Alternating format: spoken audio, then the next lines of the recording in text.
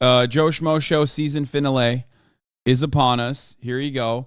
I did the thing that is unthinkable, and I actually informed the people, okay?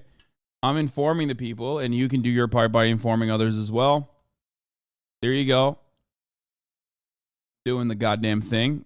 Season finale is upon us. This place is fucking starting to There's a recap here for many who have not seen it yet. I know half of it is just recap. The first 60 minutes is just recap. We can probably watch it because there's going to be some people who, whenever we watch this, people don't always. Okay, we're skipping it. We're skipping the recap. Who will win Lap of Luxury? Find out when we return for the climax of the season finale of the Joe Schmo Show.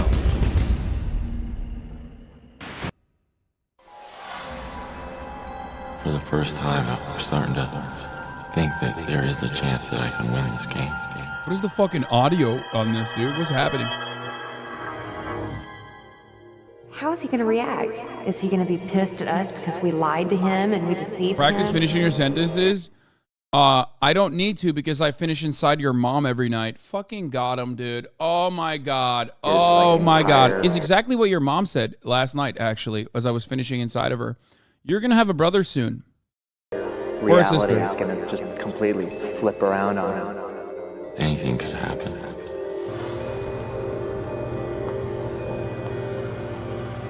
They're getting it.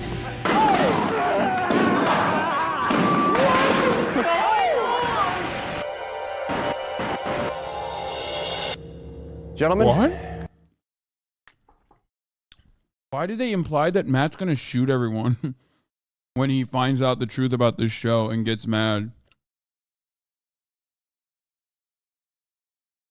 The decision has been made. Housemates, I'll call on you one at a time. Please stand up, explain to us why you voted the way you did, and then reveal your vote. Ashley, let's begin with you. Okay. I believe that he is the only one that has any potential.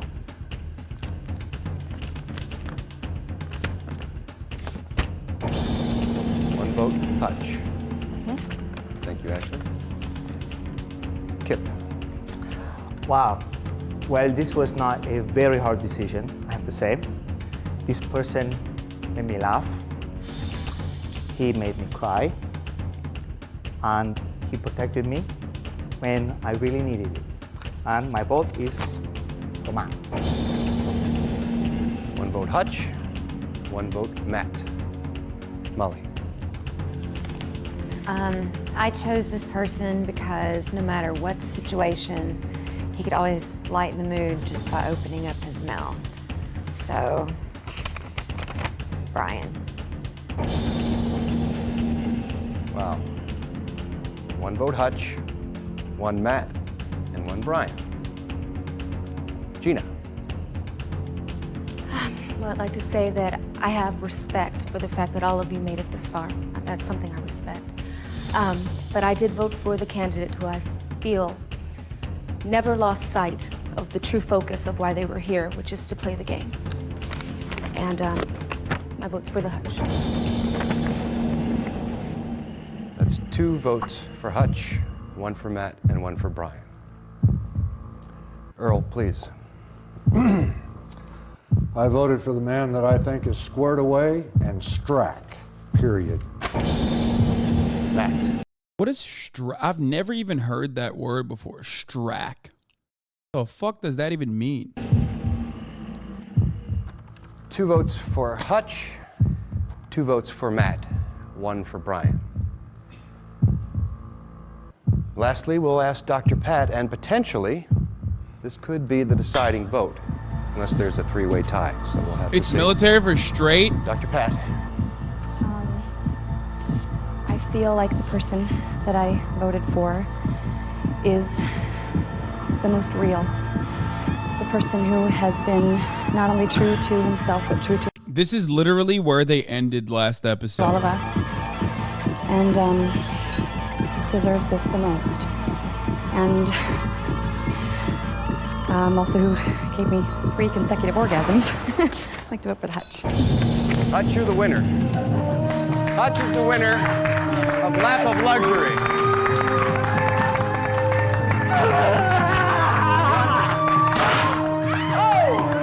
Bring it on! $100,000.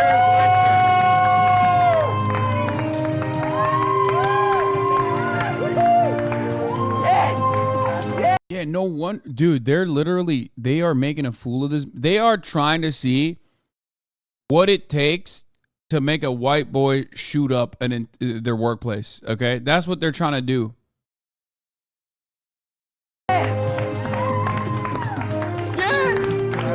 This is like literally what the FBI does on a daily basis. Okay, how to one, radicalize someone, and then how to activate that already radicalized cell. You know what I'm saying?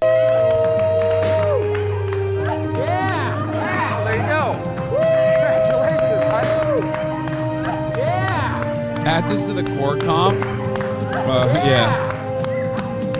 Wow. Well, I guess we broke that. What? Woo! All right, hold on. Everyone, 1 second, please. We have a problem.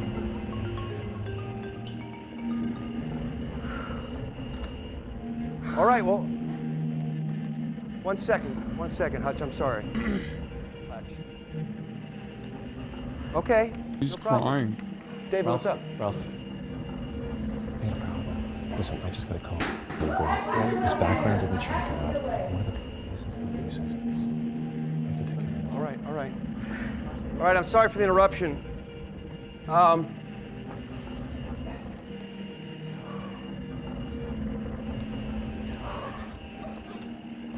Hutch, we're going to have to reset. There has apparently been a major violation of the rules. It means someone in this room is not who they say they are. So before we go any further, does anyone have anything?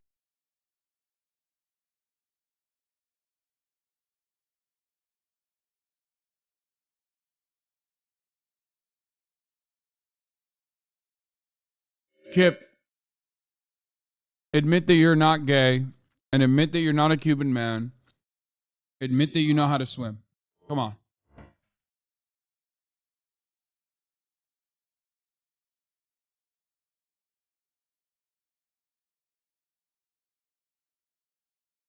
Next, the moment you've waited all season for. It's like kind of fucked up that the moment you waited all season for is like the opportunity to like openly reveal that you've been gaslighting a motherfucker the whole season. Kind of weird. He said, admit to Earl you're Vietnamese. We know why you're hiding it. Oh, God. Someone in this room is not who they say they are. So before we go any further, does anyone have anything they'd like to say? Oh, my God, it's Matt. Matt is the actor, and they've been gaslighting all of the other, the producer been gaslighting all the other actors into thinking that they were going to have Hollywood careers. Dun, dun, dun.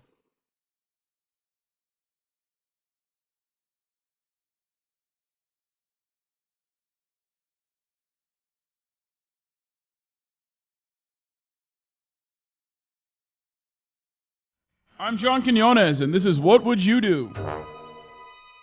All right.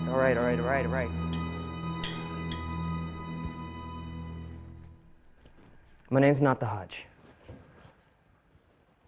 My name is David Hornsby. And I'm an actor. I live in Los Angeles. You kidding me? You have ruined this whole show. But don't blame me. Ask him. Ask me what? What about him? I don't know what you're talking about. Please.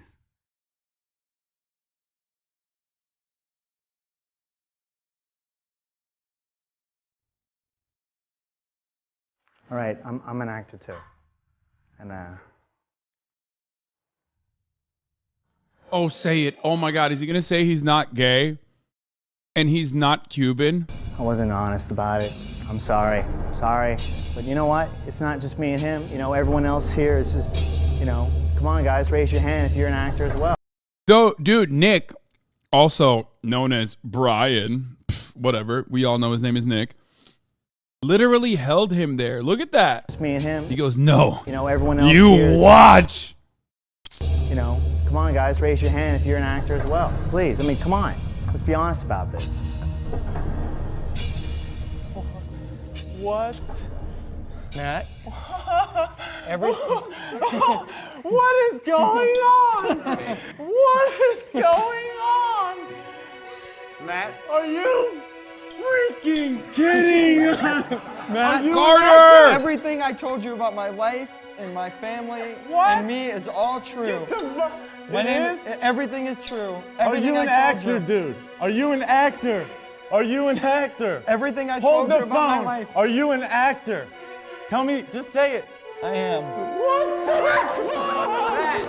is going on? Someone fill me in. Come here. There's something we've been meaning to tell you. What's that? The only real thing on this reality show is you. Oh my God. That's not completely true. That's not completely true. Because the prizes are also real as well. And in fact, they're all yours.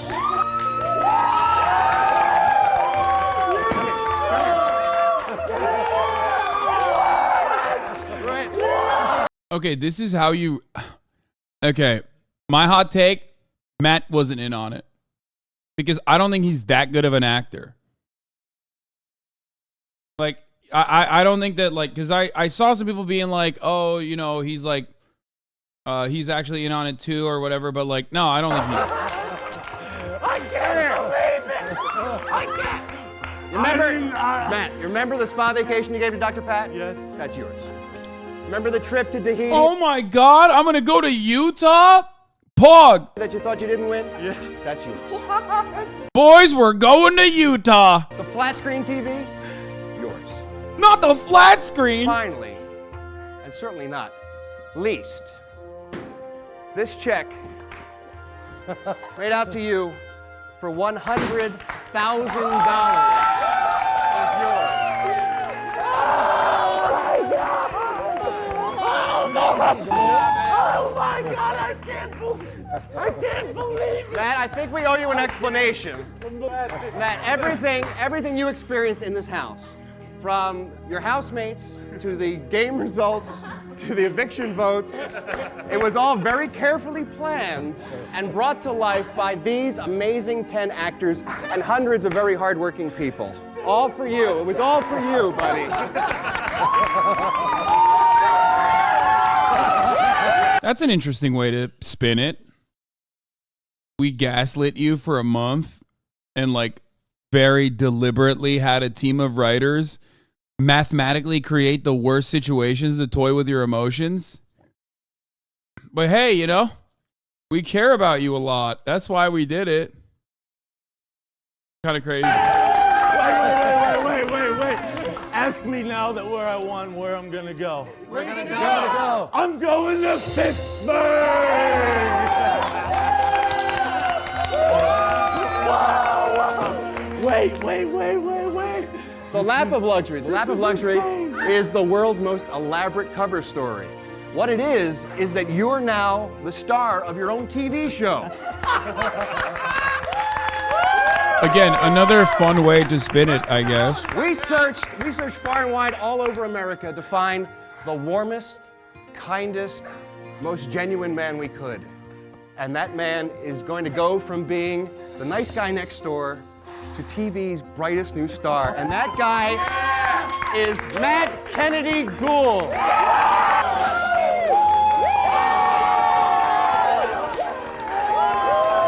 The truth is, we don't even know our own names.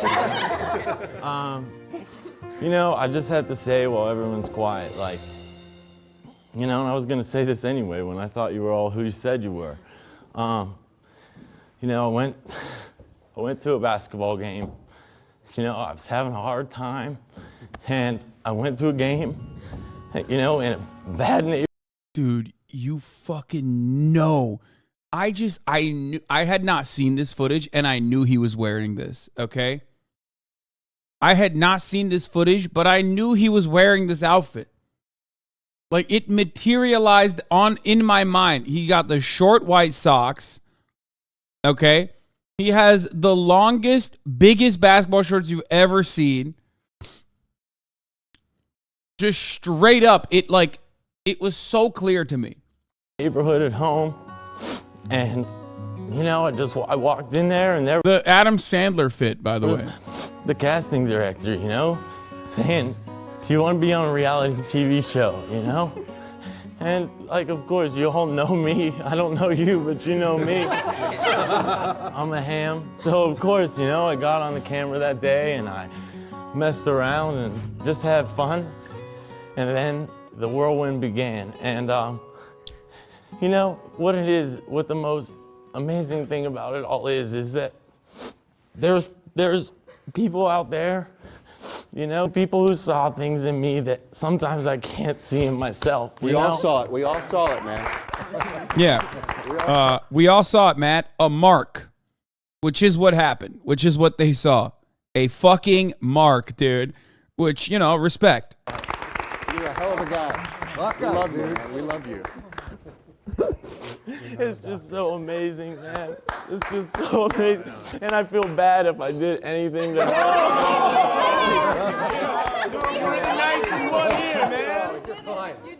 I couldn't fucking believe the Hutch won, man.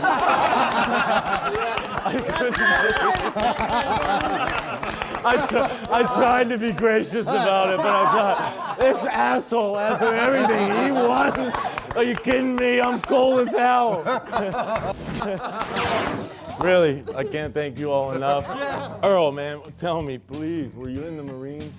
Everything I told you on this show was absolutely the true part of my life. I am me, but I'm an actor. Okay. And your real name is? I'm Frank Jones. Frank. Meet Frank. Can I meet all of you again now? Brian, what's your... You got to ask Hutch, how many orgasms did you give Kristen Wiig? Real name? Brian Keith Etheridge. Brian Etheridge, thank you. And your name is? Steve Ireland. Steve. And I think you scared me more than I scared you. I handled the hell out of him up in that room. That's what he told us. I'm Ryan Radis, man. Nice Ryan to meet you, Radis? yeah. I'm Ralph. I really am Ralph. Yeah, he handled him so hard. That's why he went down and immediately was like, hey, you guys got to make out with your titties out. Ralph Garman, okay. I'm Nikki Davis. Nikki Davis. Nikki Davis. Hi, Matt. I'm David Hornsby. David Hornsby, you smelly bastard. Molly. Angela Dodson. This is your cast, man. Dude, are you at least gay? No. He admitted! Oh my God, he admitted! Ashley. Melissa Yvonne. She's not a bitch. No, she's not. She's not a bitch. She was so bitchy on the show, though. I'm sorry. Dr. Pat is not a doctor. My name's Kristen Wiig. Well, it's very nice to meet you. It's so crazy that Matt has no idea that the woman he's hugging will like go on to become a very famous actress. Like probably one of the most famous. Like I'm not even talking about like her skill. Obviously, she is a very skilled actress in my opinion, but she is an A-lister. Like he almost killed, well, at the very least concussed a fucking A-list celebrity, dude. What the fuck? One of the most famous comedic female actresses right now. Now, all you cameras... Dude, nobody knows her, man. You're old. I mean, you not knowing her doesn't change that reality that, like, she is definitely a super, super fucking famous, one of the most famous female comedic actors. Why are you guys... Wait, like, first of all, there aren't that many, like, super famous female comedic actresses out there. I'm talking about, like, specifically women. Like, that's not like a huge fucking, we're not talking about a big ass lineup here. That's insane. Don't listen to chat. She's fucking goated. No, I like her. Individually, I like her. I think she's very talented. I think she's very funny. But that's not even what I'm talking about. I'm just like specifically talking about like her level of like fame and prosperity, and her career in general is like objectively at the tippy top, especially in the narrow field that I'm defining, which is female comedic actresses. Okay? Female comedic actors. It's not exactly like a lineup that is super stacked. It's not like very, it's not very deep. It's not a very deep lineup in general. But she certainly is at the tippy top.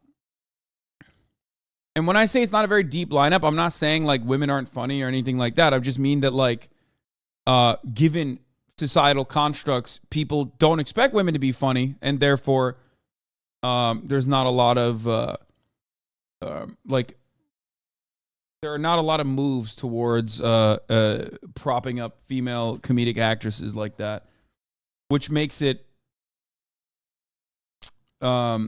which is part of the reason why there isn't that many. The misogyny jumps out on you guys sometimes, lol. Wait, what?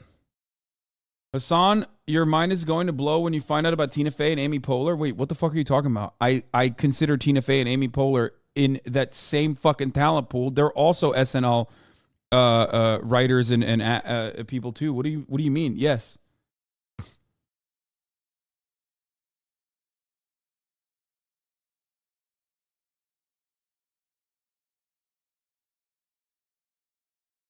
Also, Julia Louis-Dreyfus is another one who is an absolute fucking goat.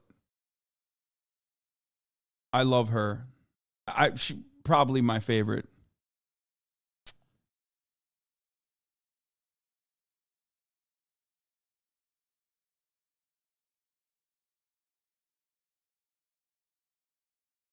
Definitely, I would say she's my favorite, actually. Anyway, it's like, it's very odd though that she did this thing, and like out of all the cast members, like she's been in like massive movies and stuff, you know what I mean? Which is crazy. Like she was in fucking Wonder Woman, dude. Like, please stop saying Amy Schumer. Like, I'm gonna start banning people. Yeah, Bridesmaids is the #1 grossing Apatow movie to date, and she wrote it.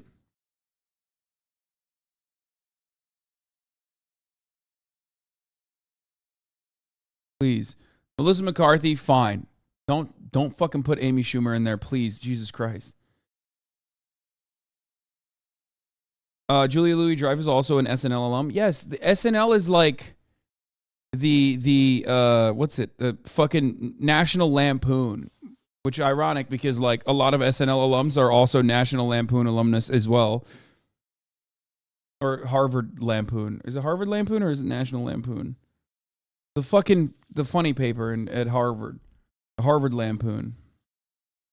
Or National Lampoon? I don't fucking know. Whatever. Anyway. People and sound people that I've learned to love. That's your real names, right? The crew is real. The crew is real. Kristen Wiig is ranked 229 out of the top 500 on IMDb's star meter. Yeah, that's promptly puts you an A-lister. Woo! And the check is real. That was clear. The check is real. I can't believe it. I can't freaking I just need to tell believe you it. now, and I'll be telling you this for the remainder of the time we spend together. I'm not a big tool. I know you kept saying what a tool I am, but I'm really a very nice guy when you get to know I know, me. man. I was just trying to have some fun. Sometimes I do get mad. Like, I don't think there's that big of a generational divide, but I do get mad when like Zoomers literally are like, dude, you're delusional. She doesn't appear in any of my Subway Surfer Family Guy compilations, so she's clearly not famous. Like, shut the fuck up. You haven't watched anything that's longer than 3 minutes in your entire fucking life. Shut your stupid fucking Zoomer mouth, okay? Shut up. Shut up. I'm sorry that she's not made enough TikToks for you, okay? Jesus fucking Christ. Not romantically encumbered. No. So there's a chance for us. Now that you got $100 grand. All this for me, man. This is all for you. All for you.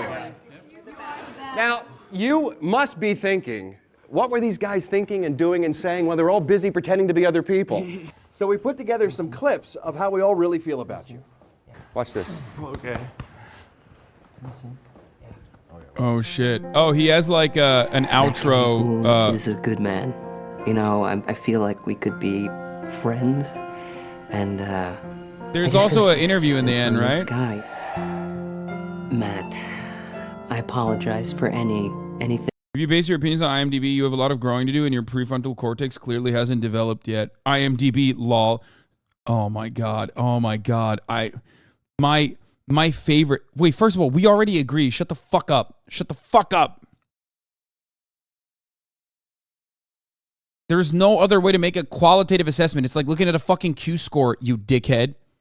Shut up. Shut your fucking stupid mouth. You don't come across more intelligent just because you have a pop in fucking, what's that other website where people write like their dumbass fucking takes about Kino?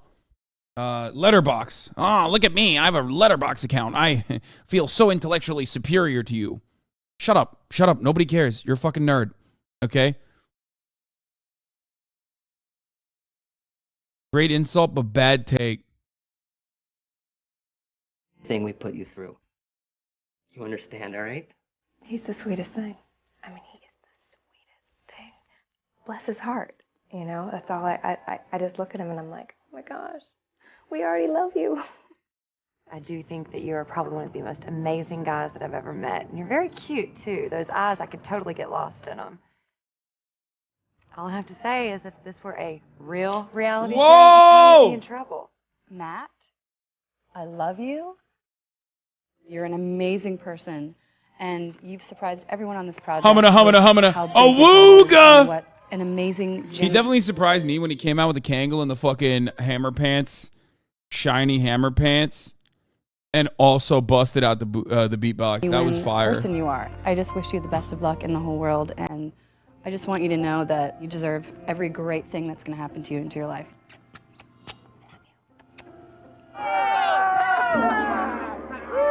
Matt, I got to tell you, I threw my best at you, and you never really batted an eye. You took it all in good humor, and I was impressed by that. You kept your cool, and I appreciate that, mostly because you're bigger than me, and I wouldn't want you to throw a punch. Matt said, I'm not even here for the money. I just kind of wanted to come hang. And we were like, oh, God, he's just great. He's really sweet. Really, really sweet. Matt's he's a genuine guy. You know what? You're right on the path, man. You're 27 and you've done things other kids haven't done. You completed college, you started law school, and you know, you've achieved, but he really can't see that in himself. And I just like to tell him, you know what? You're better than 95% of the youth out there, man. You're a good guy. When we did that Kiss the Ugly Frog, we each took our opportunity to sort of, within character, tell him how much we really liked him, but the words that we were using were our words. We're all blown away by who you are, by your personality, by the choices that you're making.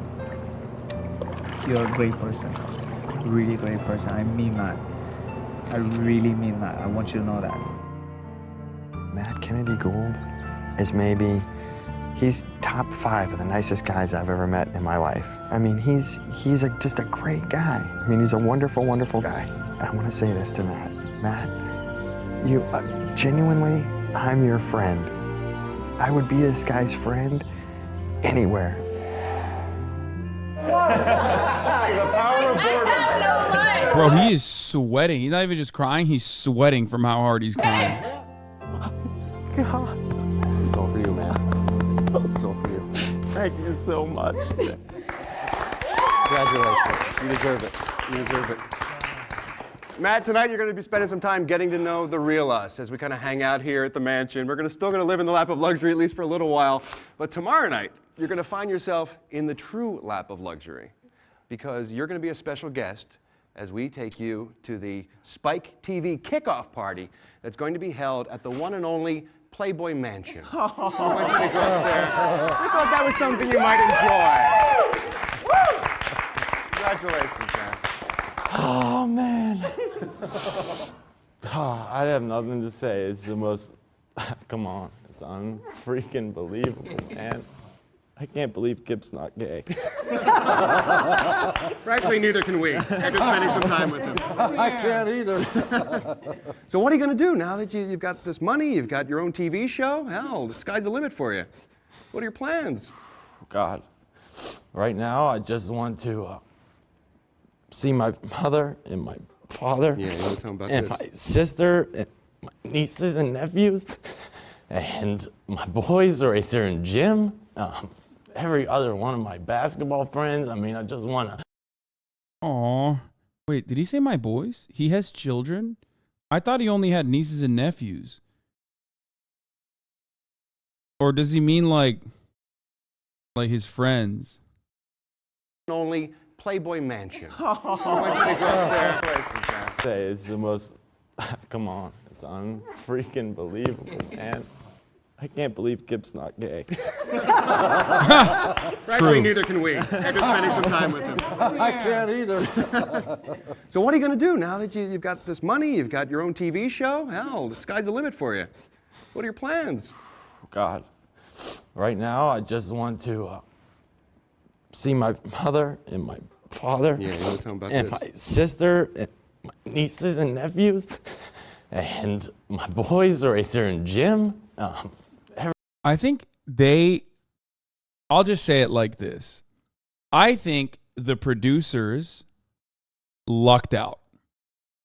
Because one, Matt is an unknown entity, and he could have reacted way differently, both to this and throughout the entire sequence, okay? But especially in the end, like, he had fucking grounds to sue if he wanted to. Because this is like definitely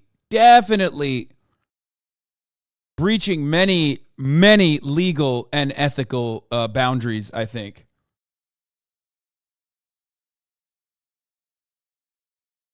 Nah, he signed papers. Doesn't matter.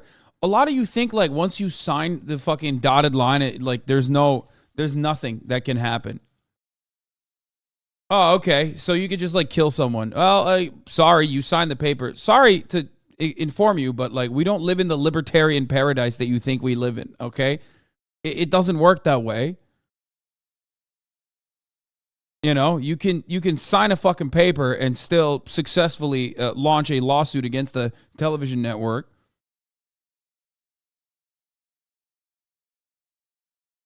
Every other one of my basketball friends. I mean, for a while, I just want to go home. Well, not just yet. Not just yet. You got to go to the mansion first. You got to go meet Hefner first. You know what I said, what I was going to do. You know, I'm going to invest this right and give it to my folks. And on Survivor, we had to indemnify them against gross negligence. Like that shit would ever hold up in court. Yeah. Like if someone fucking dies on Survivor, you can't just go up. You signed up for it. You know what I mean?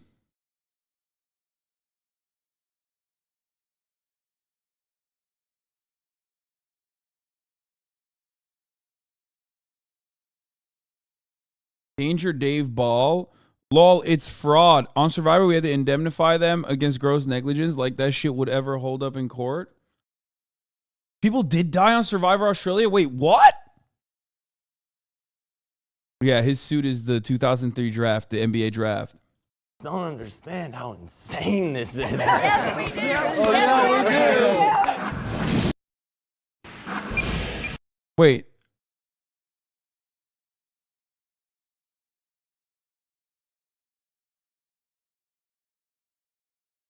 Dave Ball, Survival Wiki. Dave Ball is a contestant from Survivor. A core member of the Galu Alliance. By the way, you guys want to know something funny? I've actually never watched a single episode of Survivor. He was on Will's stream. Dave is super nice. I met him at TwitchCon. Wait, did I meet him at TwitchCon as well?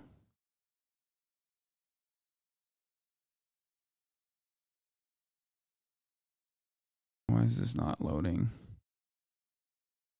Oh, he's the one who had the dog. Yeah. I did meet him. Yeah, okay. I remember.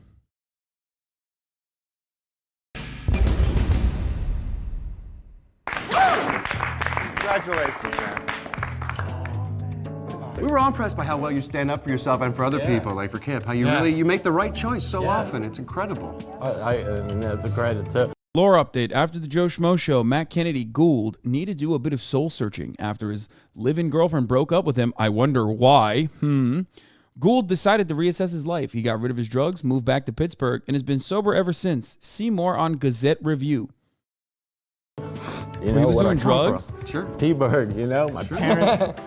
That's where it comes from. All we have to do is watch. I feel like there were a lot more dudes like this back in the day, like pre-2008 financial crisis, like where you could just like kind of survive working at the mall. You know what I mean? Those guys went away. You can't really do that anymore, I feel like.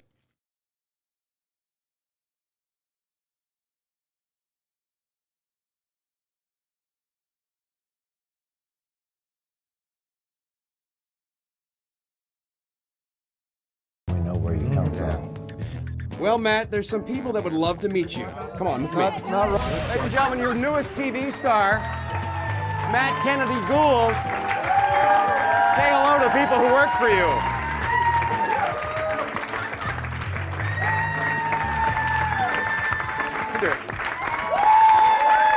Oh no, he moved out to get an acting career and blew all the reward money on pot and alcohol. First of all, reward money on pot is such another like old relic. That sentiment is a bygone era, okay?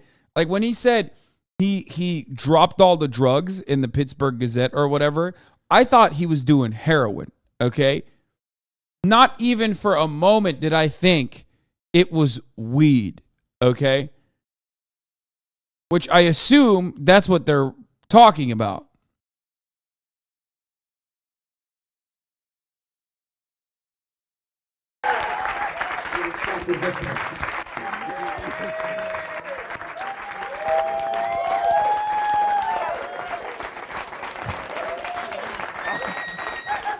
No, not saying that like you lose all your money smoking weed or whatever, which is like kind of hard to do, almost impressive. But what I'm talking about is like considering weed as like a drug to blow all your money on is like a drug in general. Like when someone says, "Oh man, I was hooked on drugs," I never think weed. Do you think weed?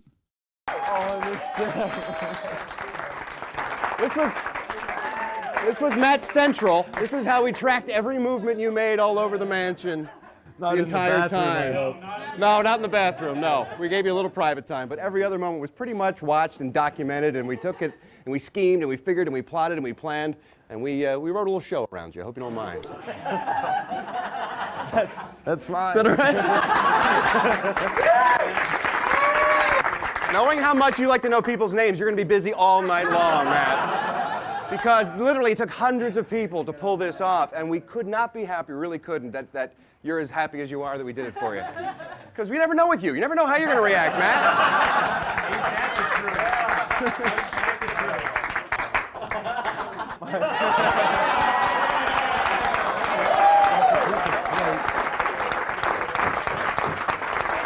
I almost want to smash it. No, I won't. It is crazy that like, Was weird. dude, this is he definitely took it way. Sorry. He definitely took it way better than what most people would do, I think. It's insane. Let's head back in the mansion and party. But you can sleep wherever you want. You know what? I'm gonna keep my bed. I like it. And hopefully Molly will join me. In an August 2008 Entertainment Weekly interviewed Gould about his experience on the show, Gould said that the show made him feel dumb and that he wouldn't do the show at all if he was given the choice of whether or not to do it again. Yeah, well, that's the money talking. When you blow $100,000 on the Reggie, dude, on the marijuana, on the devil's lettuce, I guess that's part of the reason why you were like, oh man, I hate it now. Also, he has a girlfriend at this point.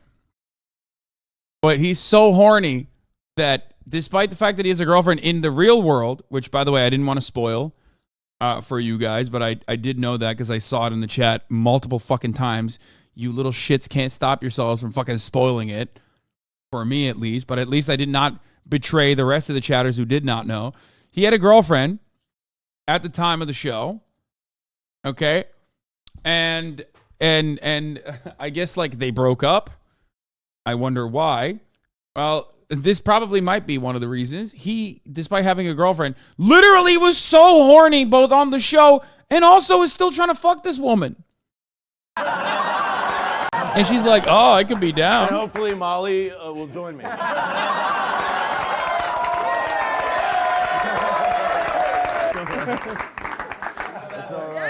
Let's go this way. I'll show you the secret door that you I wanted to walk out there for so long. Yeah.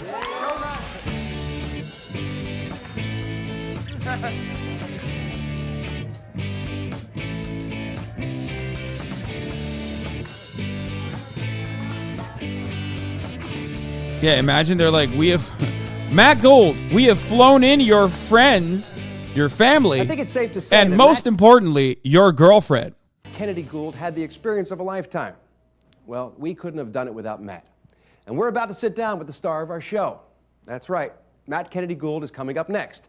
We're going to ask him some of the juicy questions you've been wondering, and we're also going to take you behind the scenes on the Joe Schmo Show, The Aftermath. Stick around. Welcome to the Joe Schmo Show, The Aftermath. I'm Ralph Garman, the real Ralph Garman, not to be confused with that guy who hosted Lap of Luxury. Ultimately, Matt learned what America knew all along, that he was the only real thing on this reality show. And so, I proudly present the man of the hour himself, Matt Kennedy. Oh, he didn't actually have a girlfriend? He had a living girlfriend years later, not during the show? I have a confession. For all these years, Chad has been hired to troll you. You've been talking to yourself and bots. Dude, that's such a funny fucking thing because, like, I mean, if I was gaslit into believing that I'm one of the largest Twitch streamers on the world, who would have ever imagined that as a leftist making leftist content with no discernible talent whatsoever, that you would actually believe that you're one of the largest content creators in the world? It's actually bots. We all made this. We made this. I'd be like, I don't give a fuck. I would literally just keep going. If I knew this was bots, I would straight up keep going. I don't give a fuck. Oh man, I'm so sorry that you have. Also, you can't really do that in this day and age because, like, even if it was like mostly botted, right? Even if like most of this was like botted, view botted, whatever, you know, fucking someone was like funding this entire thing for some weird reason to the tunes of like a lot of fucking money. On the internet, you would still have like organic viewership on top of that. It's like the Andrew Tate. It's like the Andrew Tate phenomena, right? Like some of that stuff was definitely botted, but ultimately it doesn't matter because like when other people see clout, they gravitate towards it.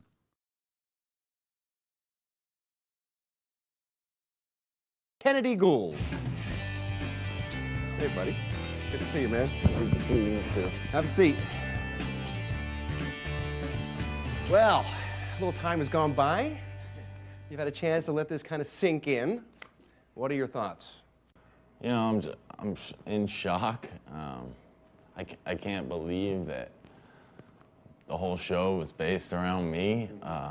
You're living in this house for 10 days with all these people that you think are castmates just like yourself. And then in one crazy moment, you realize that nothing in that world was real. Right. What moment, what was that like for you? It was the most shocking moment of my life, by far. The only real thing on this reality show is you. I was so like overwhelmed with everything. Like I didn't really even believe it. And then you lean back and you pull out this giant check. And it was like to realize that all this work and all these people and all this money is here around you. Like people took such chances on you, you know, that's amazing. You said all during the show that it was never about the money. But what do you plan to do with that $100 grand? Him gaslit for 10 days, 100K. Me gaslit for years, $0. Yeah, I mean, it's not the worst. Like 100K for 10 days of like being gaslit, low key, a lot of people would take that up. Straight up. 100 grand isn't that much. It's a lot, but in reality, not really. No, it is. I mean, it's a good amount of money. It's not like for 2003, it's not like insane, but it's still pretty good. it's still a lot of fucking money, especially for like, no, not insane isn't like, it's not $1 million. You know what I mean? Whereas I feel like now shows, they offer you more money than that.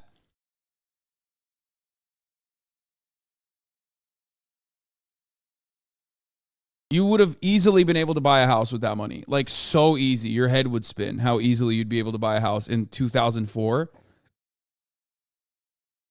And I don't even mean like fucking, you know, down payment or anything. I mean like straight up, you would have bought a house all out in 2003, 2004.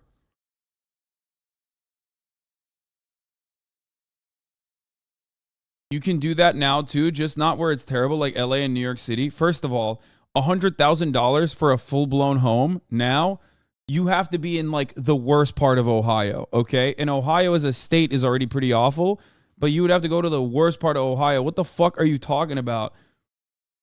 Maybe Arkansas? Like, what do you mean?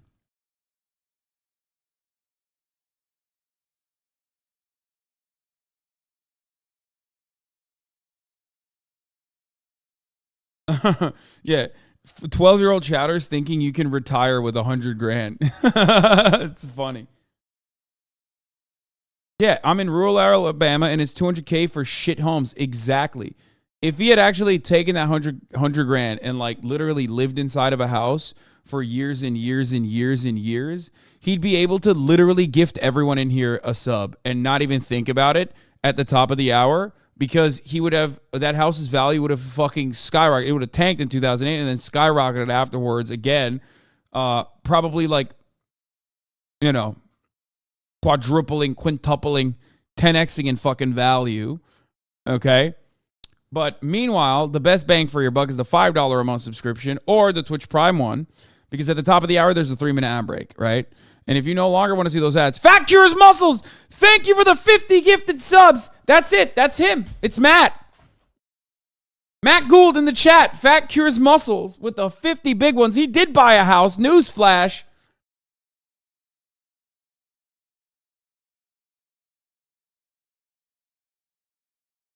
Allowing 50 people to no longer see the ads at the top of the fucking hour. Here's a 3-minute ad break now.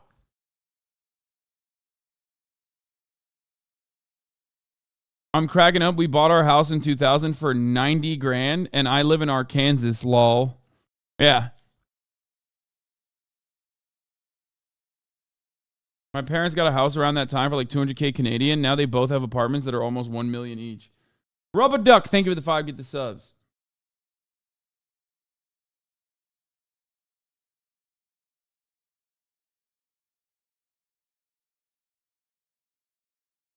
I'm 35. When I bought my house 9 years ago here in bumfuck Kentucky, it was around 90K. My house is now worth almost 200K. Homes are insane now in the middle of nowhere even. Yeah. People don't understand how fucked the housing market is in the United States of America.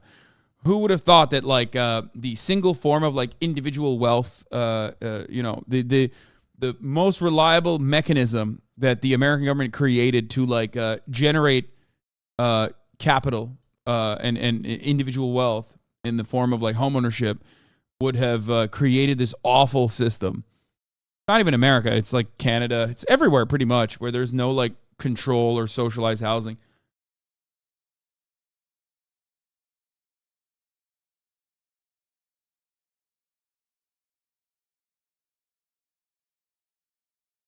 Top of the hour bot gave that an 8.67. Let's go, chat. Let's fucking go. Grand. Because you do have some money now. All of it, every cent is going to my mother. We're gonna, you know, get a financial investor and, you know, build an empire. Try to, you know, build an empire, man. MKG, baby.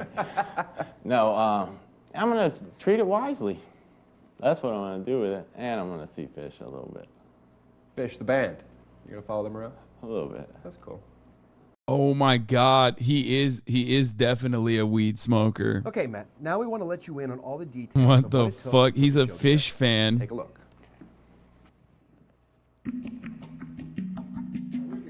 You know, it took hundreds of hardworking people over a year to make this show happen. Testing. Of all the challenges we faced while making this show, finding you was the hardest. For weeks, we searched the nation for a guy that would embody our vision of Joe Schmo. We talked to guys who were articulate, I tend to be kind of a polarizing figure at times. And to guys who weren't. Oh, yeah! Yeah! We tried narrowing the field using word association games. Donald Trump. Money. Referee. Underpaid. Sugar. Try to stay away from it, actually. We even saw a guy who could dance. And a few who couldn't. Some of the guys gave us too much information. Bro, they literally went to every fucking YMCA across the country, it seems. Their goal was, first of all, of course, it's got to be white. It's 2003. Calm the fuck down. Obviously, the default character in 2023 is still a white man. Why the fuck wouldn't it be the same in 2003 when white guys were on top, especially, okay? But like, the funnier aspect here is that they went to every fucking like intramural league, any kind of like YMCA they could in every white neighborhood to find the Joe Schmo, which is pretty funny because like that is true. For the record, when I talk about the default character, I'm not saying that it's like right. I'm not saying it's adequate. I'm just simply stating that like that is what the overarching like normative position is. Like that's what people think. Not a big streaker, more of a flasher. And some didn't give us any. But when we met you playing basketball in Pittsburgh, we knew we'd found our guy. I'm going Not to bad. win this show and win the 100. No, I'm not quite sure. I'm not quite sure. Actually, this is a blessing in disguise because I think that, you know, my personality will outshine a lot of the others on tape. Believe it or not, I'm a great dancer. I'm going to drop a beat. Dance that became legendary. Yeah, I can really dance. Then, when you came out to LA for those final auditions, we wanted to see how you'd handle some uncomfortable situations.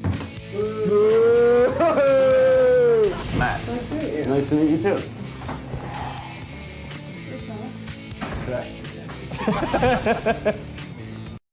That's crazy.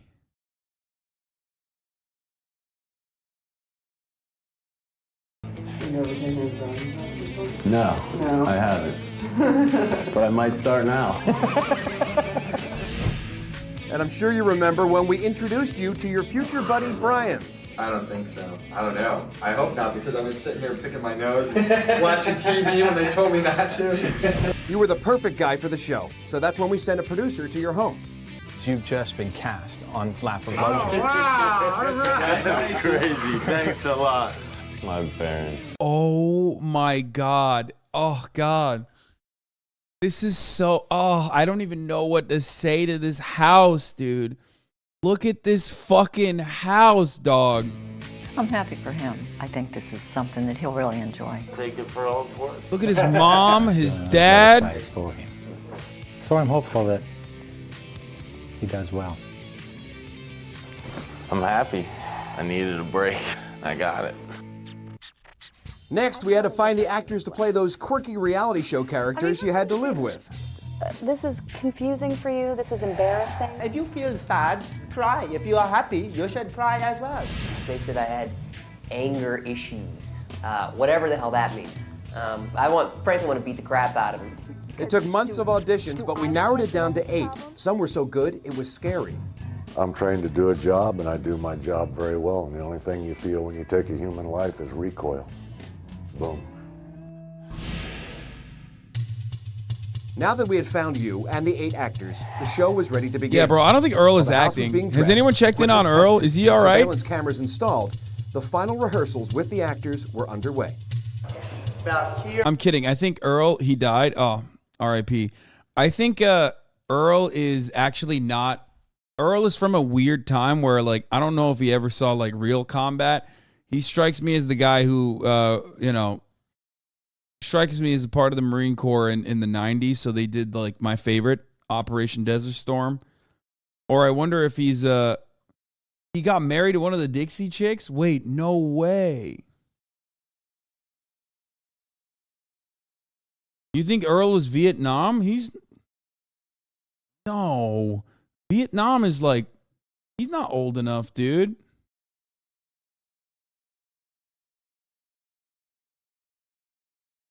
What the fuck? Here is going to be a table. There's going to be 2 sets of risers.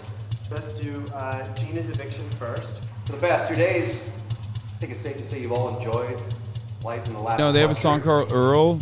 Chad is But being one of dumb. you, the vacation's now over. One of you is about to say goodbye to high society and return to your sad existence of working for the man. He was born in the 40s. Rats. Eat bugs and 18 in the late 60s, early 70s, 50s. that's what you people are. You're cockroaches. You're cockroaches. You know what? I'm forgetting that this show was in 2003. Actually, okay, you're actually right. Well, let's see. Earl, I mean, I'm sure there's a Wikipedia for this, right?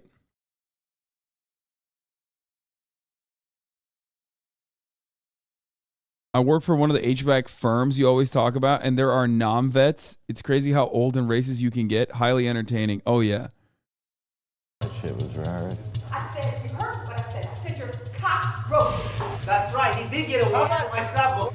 That's not my problem. This one's getting all worked up. You can be a street Is it hard to watch this? Jezebel if you want to, but I'm not going to hang up. It is bothersome in some ways. Seeing some of those scenes was bothersome to you. Oh, my God. They're still gaslighting him. They're still tickling his, like, yeah? Does it piss you off? Huh? Does it piss you off? Does it make you mad? Why is that? You know, I had a very difficult time at those freaking ceremonies. Yes, you did. And they didn't. It's just like, in one sense of it, I'm so glad, and I would have it no other way than to be the center of my own show. Right. Sergeant Major Franklin D. Jones, age 70, retired, lost his courageous battle with cancer and the effects of Agent Orange at 2:15 a.m. on February 15th. Wait, what? He was in Vietnam. Are you guys memeing? Be honest. I know non-vets who look today about the same age as Earl looked when this show aired.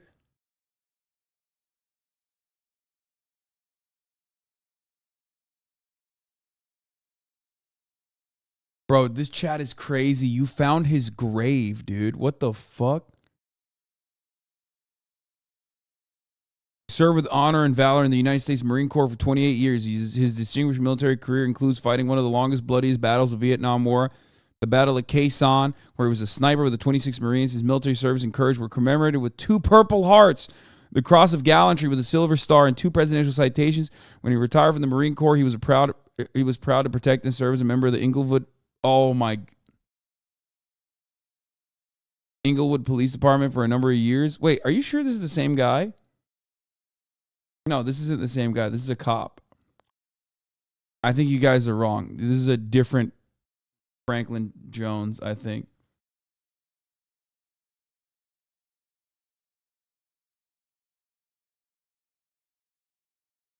No, this is a different Franklin. Yeah, this is the Franklin Jones. Oh, he is Agent Orange? Okay, maybe he did. Oh, he was. Oh, it is him. Okay, never mind. You're right. You're right. It is him. I guess he was in the police force as well. Military service and courage were commemorated with 2 Purple Hearts. Frank got sober January 7th, 1981, and remained sober for the rest of his life. He was a sponsor, a mentor, and friend to countless men and women whose lives will be forever changed by his steadfast influence and example. He will be remembered for his quick wit, his love and commitment to his friends and family, his love for our country, and his unique ability to inspire others for greatness. Why do you always doubt chat from the fact that we were always wrong? Because he was a cop. That's why I thought maybe it was someone else. Agent Orange, he did war crimes? The fuck do you mean, brother? Do you think it wasn't only the Vietnamese people that got impacted by Agent Orange? Like, bro, he was a fucking Marine sniper. You think he was the one who was like, oh man, I'm so glad that like we're using Agent Orange. I mean, he might have been a piece of shit, but like, you know what I mean? What are you supposed to do? Yes, America killed its own troops as well with the same fucking shit that they were using on the Vietnamese. Vietnam is one of those wars, though, where it's like kind of not your fault, you know, that you got fucked up. Because if you recall, there was a draft. So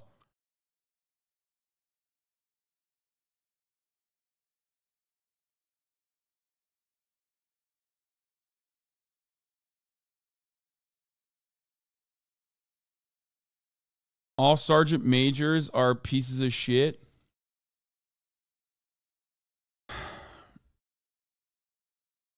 Yeah.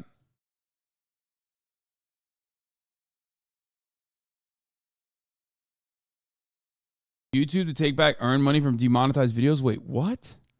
So apparently YouTube can charge back prior earnings from a demonetized video now. How do we, as YouTubers, even fight this? Oh my lord, there's no fucking way. What?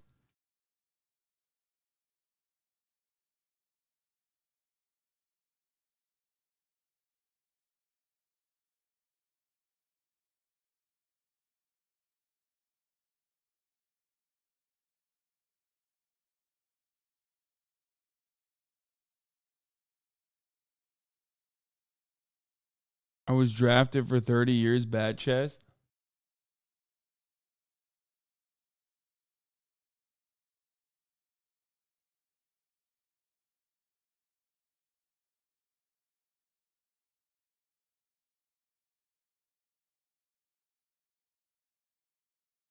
As a Vietnamese woman, I hated when old white men would tell me that they fought in the war like it was a flex.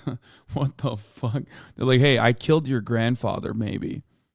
Like, hey, you know how like, you might have like fucking, your children might have genetic disabilities as a consequence of all the chemicals we use, like even to this day.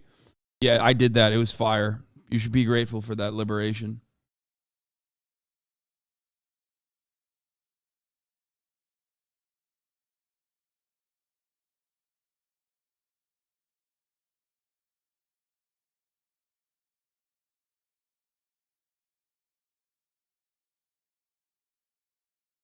Okay, let's finish this show. But at the same time, like, I thought I was experiencing all that with 8 other people. It's a lot different. Like, we were never in the same boat. People were saying Kip's Vietnamese, but his mom was like a CIA agent, apparently. Talk about that. You met 8 fake people while you were living in that house, and then at the end you met 8 real people. Was it hard to reconcile the old personalities with the new personalities? Did you have to relearn everybody, sort of? Yeah, some people. The hardest one is Brian, because I got so close to him on the show. And I will always remember thinking or asking Brian, you know, are you an actor? Are you an actor? Are you an actor? Everything I Hold told the you about my phone. life. Are you an actor? Tell me, just say it. I am. What the fuck? I wanted Brian to be a real person so bad. Brian was the one person that I knew I could trust. The one person who was That's kinda sad. on my side, who was in the same position as me. Right. No, wrong.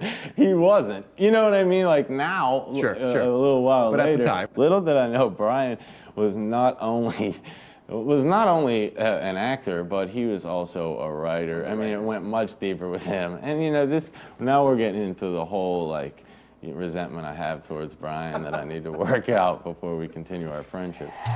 I can understand that. Let's keep watching. Every cast and crew member had their assignments by the time rehearsals finished, knowing full well the show could be blown if anyone took a wrong step. The key word is denial. Even if he says, hey, I know it's all fake, I know this is bullshit, you're all actors, you still Bro, this literally feels like a flex. Like they're just like, here's how we gaslit you, you fucking idiot. Like the end sequence here unironically feels like they're just flexing. deny it. You deny it to the end of the earth. Deny, deny, deny, deny, deny. Wow. This is really cool. So all those are a different camera? These are all surveillance. Here's how we got you, you fucking dumbass. Outside the upstairs jacuzzi. The control room was the nerve center of the mansion. Each Bet you screen feel had a silly, video feed huh? from one of the 26 cameras located throughout the house. The monitors were instrumental in tracking your every move. Because the actors couldn't be directed in front of you, they were almost always flying solo. Okay, run downstairs. Let them know no one can pussy us on kids. Run in downstairs. The only time they could be given any information was if they were pulled aside in the privacy of their rooms. What we said this morning. It's going to discuss you. You're out of here. You come in here, and that's when you're going to find Gina's prank. The script was in a constant state of flux, as it changed repeatedly to fit your emotional state.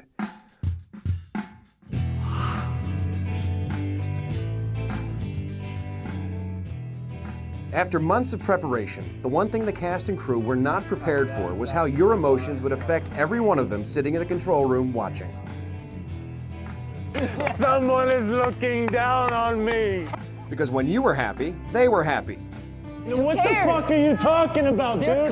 When you were angry, they were angry. And when you were having the time of your life, so were they. In the end, the months of hard work finally paid off when we let you in on the big secret. Wait.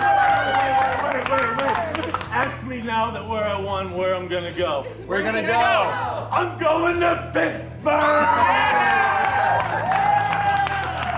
Parasocial? Yeah. How about that? Wow. How does it feel knowing that all these people put all this work into creating a world just for you? I loved it. This is like so. I mean, they're describing gaslighting, like, and how aggressively they did this, right? I mean, this is not the other shit. Okay, not the other shit, but like, not whatever TikTok Zoomers consider to be gaslighting, not like whatever fucking people on Twitter consider to be gaslighting. This is actually gaslighting. Okay, like this would be the actual definition of gaslighting, and not whatever the fuck dummies born after 9/11 think is gaslighting. Okay, like for example, when you tell a lie. Anyway, what's wild about this is that they're basically describing to him, like, I guess they're trying to like nail the landing. They're trying to make sure that the landing is soft, right? By using his narcissistic tendencies to try and make it seem not as bad. Like, oh, we did it for you. We did it for you, actually. Like, we didn't gaslight you. We just did it for you. Like, we care about you that much. Like, look how famous you're about to be. I had to take issue with that statement a little bit. All right. Originally, someone wanted to create a cool show. So someone did just that, right? Well, then someone wanted to buy a cool show. So someone did that. Right. And then people keep saying, like, we did this all for you. Like, and I want to say, like, they didn't come. Quick, bring Molly out. Bring Molly out. He's aware. He's aware. Bring Molly out. He's aware. Put titties in front of him. Quick! It's not going to work. Come find me and then think of all this. You know gotta what I pee. mean? Right. Like, conceptually speaking, I mean, they thought of the idea and then plugged me in there. Now, it happened to work out for me and hopefully for them as well. How do you feel about being referred to as Joe Schmo? Not a big fan of the name. You know, your whole life you use it, that dude's a schmo. Who is he? Some freaking schmo. I don't even know who he is. You know, and then here I am, Joe Schmo. But, Ralph, there couldn't be a better schmo. Small price to pay. Huh? It is, man. It is a very small price to pay. Next, we'll revisit one of Matt's favorite moments, the meal not quite fit for a king. Remember that? That's right. Dog crap, monkey testicles, and a girl-on-girl kiss when the Joe Schmo Show continues. Welcome back to the aftermath of the Joe Schmo Show. I'm Ralph Garman, and I'm sitting here talking with our star, Matt Kennedy Gould. Matt, you lived every scene in our show, but before you lived them, we planned them, sometimes months in advance. Now, have you ever tried to replay the whole show in your head and figure out exactly how we put the whole thing together? From beginning to end, not yet. No. Haven't had the time to do that yet, but, I replay scenarios in my mind, pretty much from like about 15, 20 minutes. Notice how they're not actually showing the embarrassing moments. I feel like that's part of the reason. They're trying to like show the highlights and stuff, but no moments where he looks like a horny baboon. You know what I mean? Obviously, they didn't fucking film him jerking it. Okay? Calm down, everybody. Also, he probably didn't jerk it for 10 days. If anything, you can kind of tell he didn't jerk it for 10 days. Okay? I'm just saying, like, he was entirely too horny. After I wake up until about that much time before I go to bed. Well, Matt, let's take an in-depth look at the evolution of one of our scenes, from a table read of the script to rehearsals to the scene itself. Matt, I think you'll remember a meal not quite fit for a king. Okay, now we launch into a thing that's called a meal not fit for a king, and the cast members must each finish one course of an 8-course meal. He's going to freak out from the start of the game, from the name of the game. He's going to freak out. But that's fine. I'm okay with that.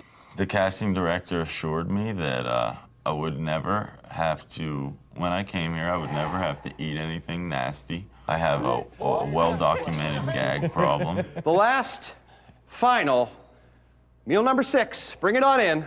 You can pick this dish up pretty much on any street. In fact, in some places, they'll fine you if you don't. Canine feces. Is it really dog shit? Yes, it's really going to be dog shit. Well, at first we really wanted to serve him the actual dog feces. Is your only fear that he's going to eat the dog shit? Because what he's... Bro, producers, yo, you need to be a sociopath, dude.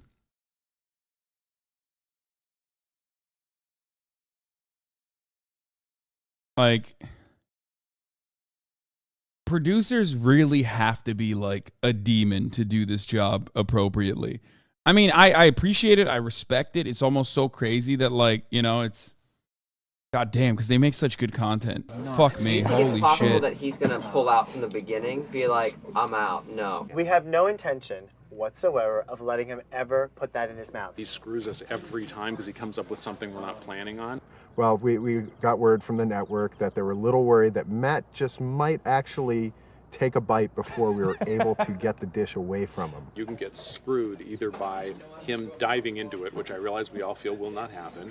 And that's where Bob came in. We presented him with the challenge of creating a very realistic looking pile of dog feces. That was basically a liverwurst with some unsweetened chocolate mixed in. I think the biggest challenge for Bob was the smell, but he went out and found it, and he found it in a novelty shop. And I think the end product would have fooled just about anybody.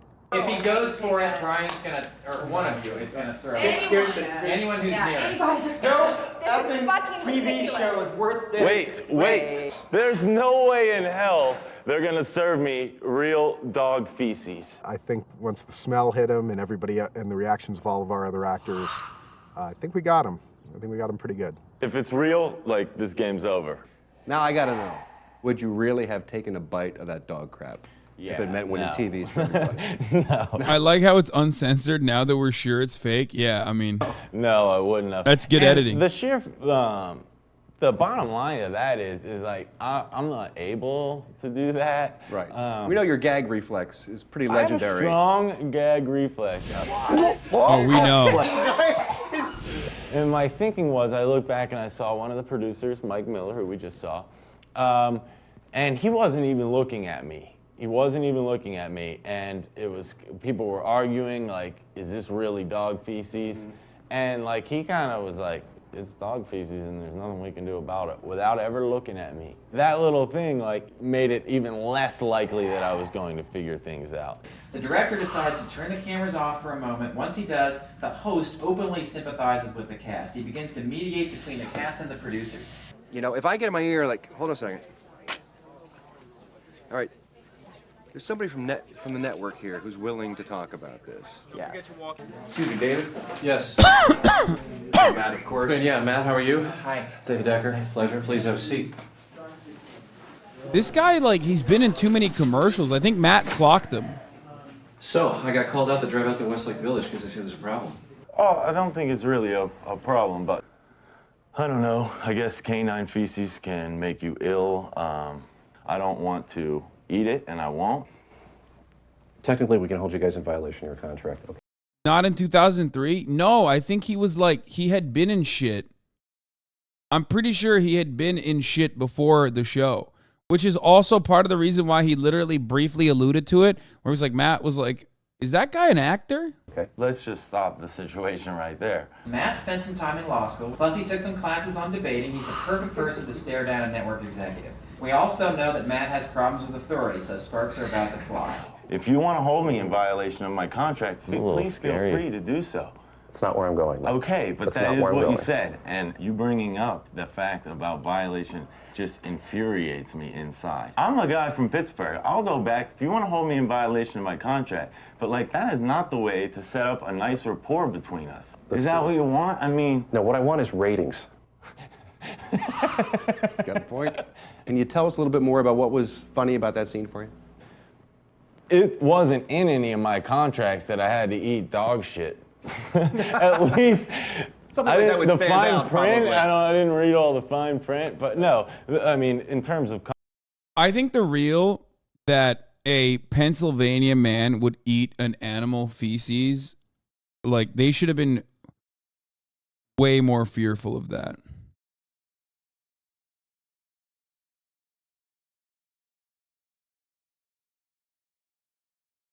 I'm just saying, like, Eagles fans have done this. So, I mean, he's from Pittsburgh. He's not from Philadelphia, but, you know. contract law, or in terms of the show, like, I didn't have to eat that thing. You know what I mean? Like, I could not eat it and not win the TVs, and that's okay. Right. So yeah, that situation was odd, but again, I mean, digressing, I chalked it up to, you know, you folks just wanting me to, you know, to put me in a position where some of the skills that I brought to the table were highlighted. Right. And they were, because we got you to the point where you got to present the new ideas to the girls at the table, which was either they go topless or they kiss. The choices are either you two go topless or you two kiss. I'm not going topless. But you guys can kiss. Can you What kiss? about a quick kiss? And I would play a little bit of the comedy, Ashley, of you really don't want to kiss Molly. You don't like her, you're pissed at her. Well, I can tell you I certainly don't want to kiss you. I don't want to kiss you either. I don't even like you. Stand up. Make sure you get this shit. Guys, get set for this kiss. I was praying on the inside that they were gonna kiss. Ashley stood Molly up. Oh, we know, Matt. Gave her a big kiss, and I thought it was unreal, unfreaking believable. Okay, you get your TVs now. Matt has saved the day. Nice job, devil dog. I think he actually wanted to see them both topless and kissing. Now the truth can be told, Matt. Were you kind of hoping that they would agree to the topless part? Do you think there was a chance that they might? You know, Ralph, you know I've never had any qualms about, you know, I love women and I love breasts, as we probably know. Yeah, I was hoping for the topless. I mean, hope is such a light word. Pray. I had all of my toes crossed in my shoes that you guys didn't see. But, you know, I had to put that there pretty diplomatically, didn't I? You did. You played it cool. Yeah, this is bigger than all of us. I remember me saying that. That was great. Well, dog crap wasn't the only thing Matt had trouble swallowing. Find out more when the Joe Schmo Show continues.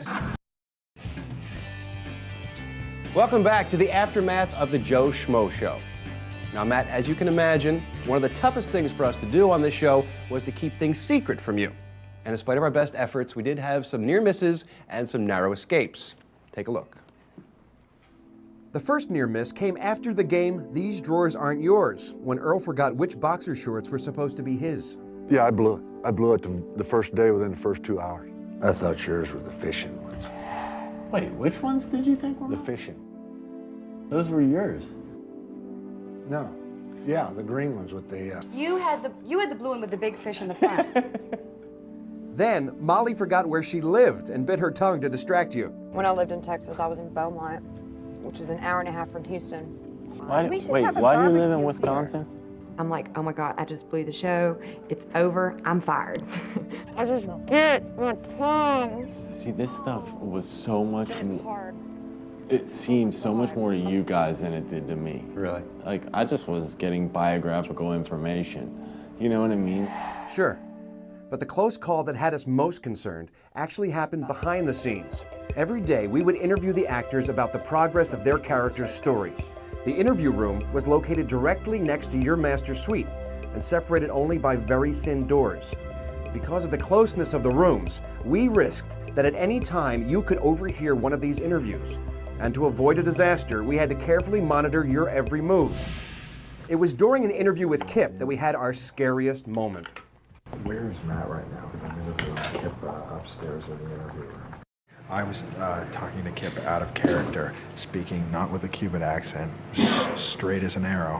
Where's Matt? Show me Matt. Matt, where's Matt? You don't give me Matt. As it turns out, Matt's in the master in the bathroom, and I'm like, what? You probably don't remember, but you left the kitchen for an apparent visit to the downstairs bathroom. To allow you privacy, we shut off your video feed in the control room, only to realize too late that you had gone upstairs to the master suite, directly next to the room where Kip was being interviewed. The executive producer, Paul, called Kip's interview short and called Brian outside for an emergency meeting. We need to find out if he heard him, like, just get a feel for what's going on in his mind. Okay. I'm fucking nervous. Yeah, and let me that tell you, thing nervous is fucking paper thin. Oh, he doesn't look so good right there. Paul, well, he's scared to death. And we had to watch the monitors in the control room to see if you figured it out. Dude, the game show host not being able to switch off of game show host voice is additionally funny to me. I don't know why, but it's like, yeah, he had no idea. He wasn't feeling great because he had a job to do. And that job was to gaslight you, Matt. How does that make you feel?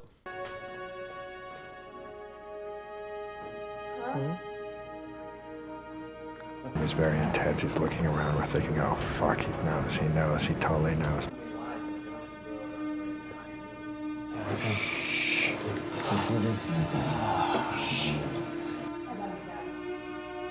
Is there something wrong? What does he say?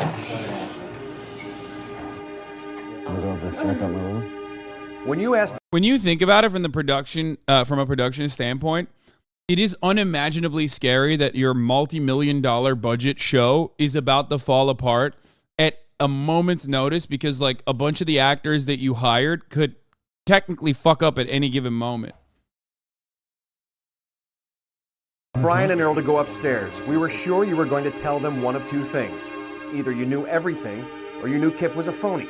Either way, we were certain we had a problem.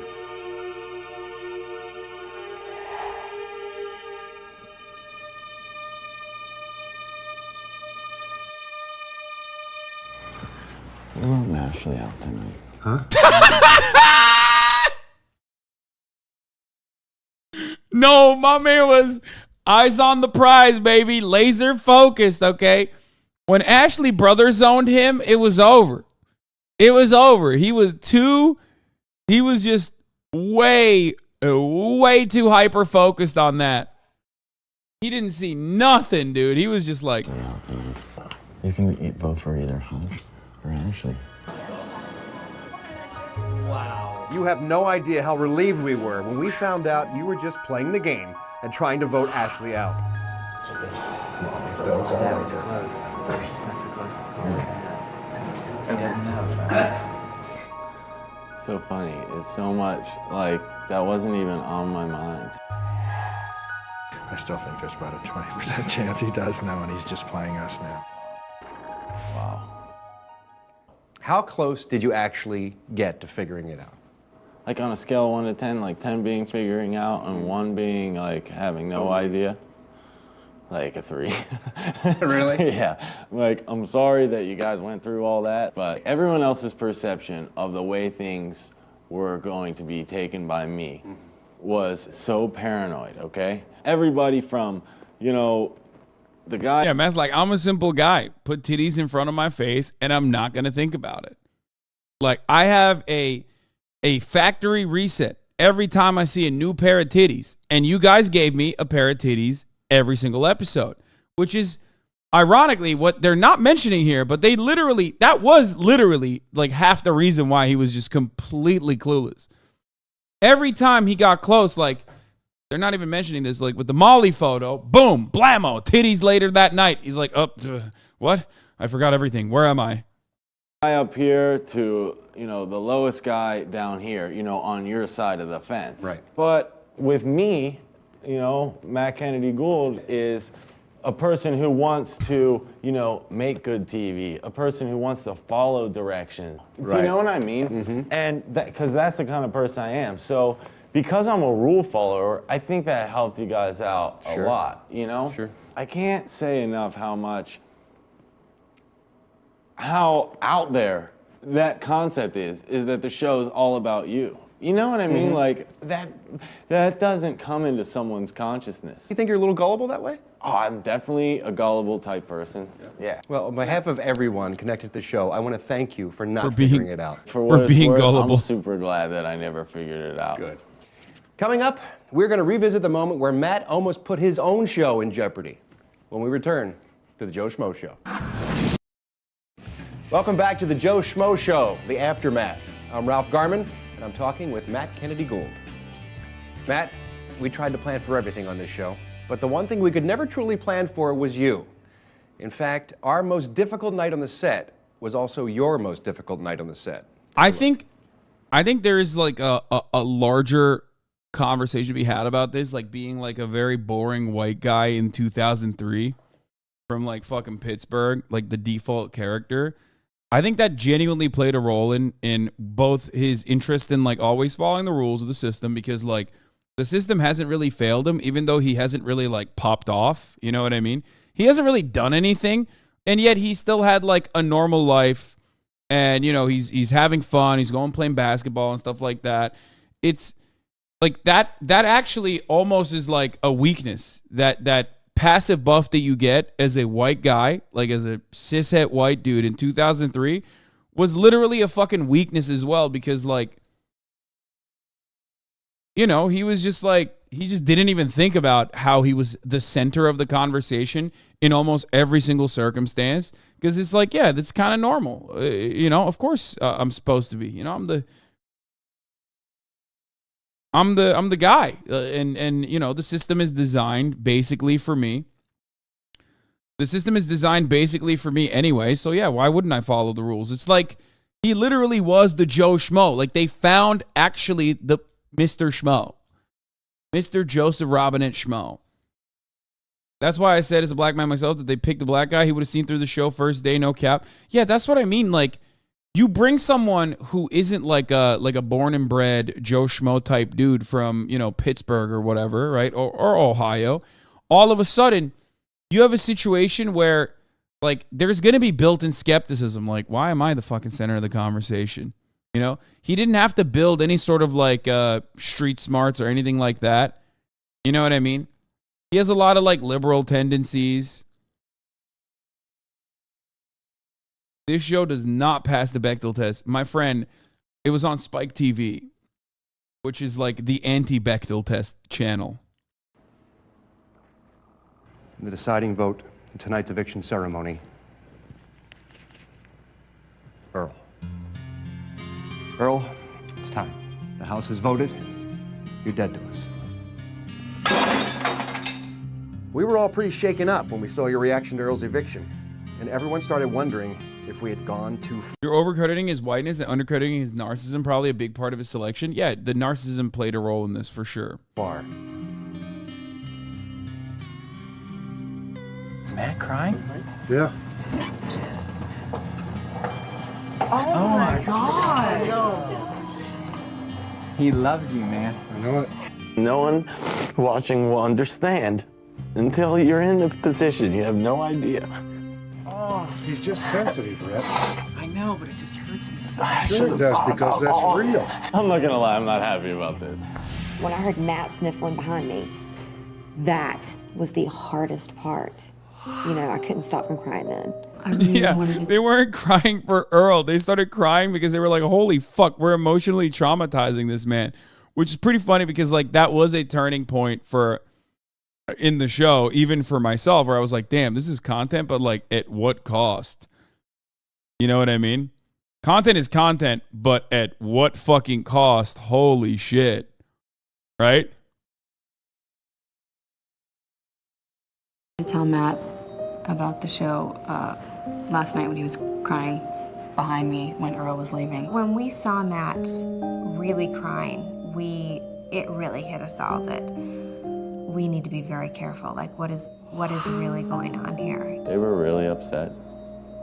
I mean, truly. Everybody was. We didn't want to emotionally scar this guy or have him feel that bad, but we just never took into account how big of a heart this kid had. And then when I was done, a lot of the actors were sort of second guessing like the whole process, the whole thing. And then we realized that all the producers and writers were doing the same exact thing. So we're like, okay, we're all in the same boat here, so how do we make this better? You were so upset that we had to ask ourselves if we should even continue shooting the show. Yeah, I doubt that, okay? I'm going to be honest with you. I don't believe that part. I'm pretty sure the producers were just like, this is not going to look good for us. So how do we fix it? Yeah, I don't... I like our again, multi-million-dollar production, which is actually pretty good television, like I will add, was definitely, about to blow up in flames. The real producer got a big smile when he started crying. Great TV. Yeah. Like, I just don't believe that. That's why the camera guy was already hyper-focused, like zooming in on his face as he started crying. Like, you guys are demons, okay? Yes. Yeah. The producers were like, oh man, damn, it's so sad. Also, the producers next day, make the asshole fuck your crush. Make the asshole, the host of the show, have sexual intercourse with your crush after you get like a window of opportunity and maybe a glimmer of hope that like maybe you could fuck your crush actually, but like then they take it away from you immediately. We have to tell him. Look, tonight's not the right time to make this decision. The guy's exhausted. Leave him alone. Let him sleep. We'll see how he feels in the morning.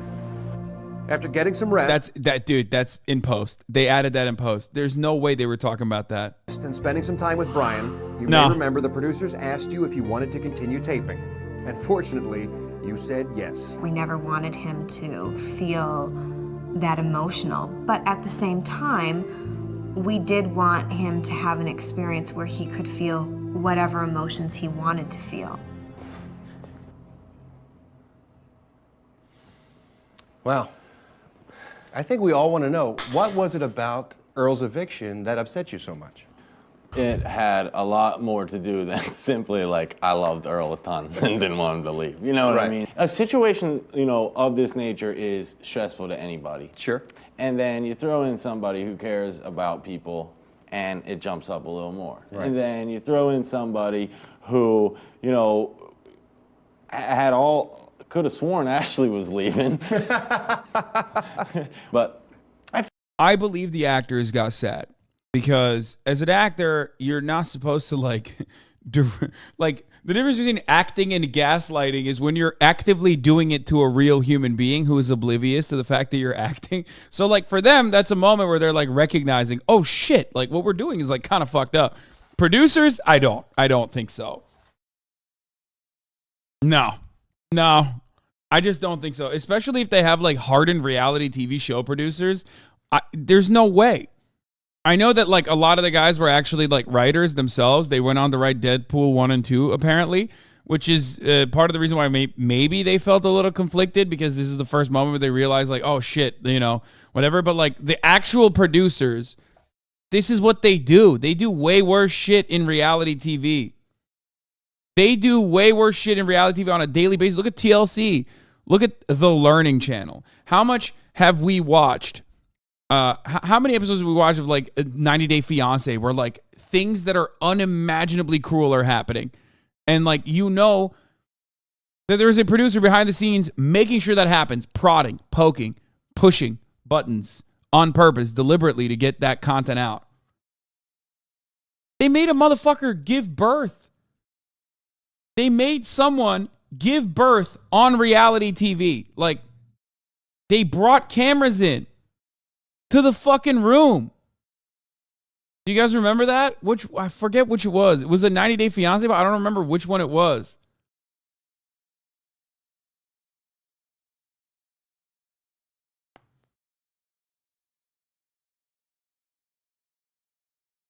I figured I'd see Earl again. It wasn't so much that, but it was like a culmination of everything all at one time. Yeah, I mean, it came out in tears, which I know is great. It makes for good TV. Reality TV is a morally bankrupt genre, yeah, but it makes for such good television, and I fucking love it, dude. It's so dirty, but it's so fucking good. Watching it, like, I know that I'm gonna get my balls busted. Oh yeah, because it was like only a few days. Who's gonna bust your balls? Like every friend I have. I'll never hear the end of that. Did it surprise you that everyone involved with the production got so upset because you were upset, that we reacted to it so strongly? I never felt vulnerable. This is so funny. I never felt vulnerable to like the producers and stuff like that. Like I had so much freaking trust in them that they never violated. Sucker! And this thought never even occurred to me. Like, oh, they made me feel so comfortable throughout the week. Little did I know those fucking assholes were doing. No.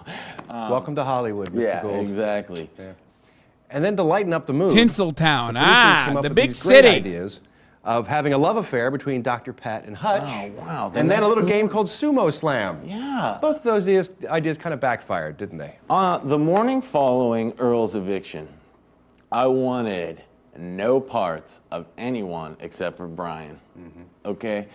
And I remember specifically going to lunch and standing at the end of the line and moving over and Hutch coming in with those dolls. I got a little action. And the second I saw those dolls, I thought, you gotta be kidding me, man. You have got to be kidding me. Did you believe it and was ignoring it, or did you not believe it and was ignoring it? I really didn't have a choice but to believe it. This goes back to what we were saying before, like, you know, you buy into a lot. Then we go into the sumo. What the fuck? We should watch Sex House. It's really short, and it could be a good follow-up to this. It's fully fake, but it goes places. You want me to watch a show, I'm sorry, you want me to watch a show called Sex House? What places is the show going?